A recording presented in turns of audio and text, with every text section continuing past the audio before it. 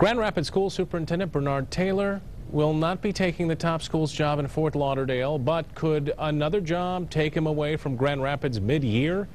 That's what 24-Hour News 8's Tony Tagliavia asked him today. Tony's at the live desk.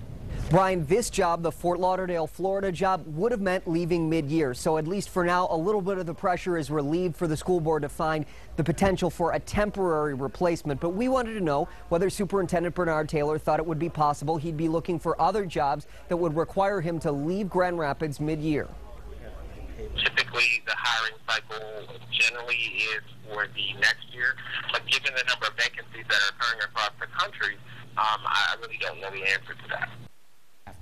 Taylor is set to leave Grand Rapids Public Schools at the end of this year under a resignation agreement approved this summer. That came about after Taylor was a finalist for 2 other out-of-state jobs, and it came after 3 years of school board elections that yielded a board more willing to criticize the superintendent's policies. As for this decision in Broward County, board members there picked Robert Runcie, the chief of staff of Chicago Public Schools. Those who backed him in an initial 7-2 vote cited Runcie's business experience and his work in a larger school system.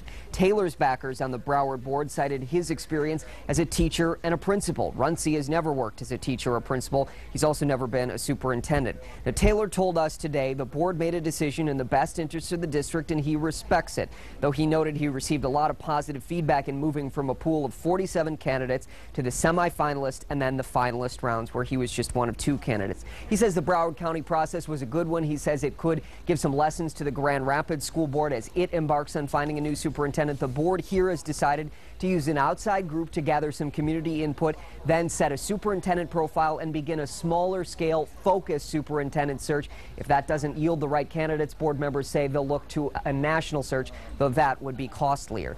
Now, we just got news into the newsroom a couple of minutes ago that the Grand Rapids School Board has approved contracts with all of its employee groups, teachers being one of the largest groups. It's a 1-year deal, no salary increase. We'll be posting details at woodtv.com. At the live desk, Tony Tagliavia, 24-Hour News 8.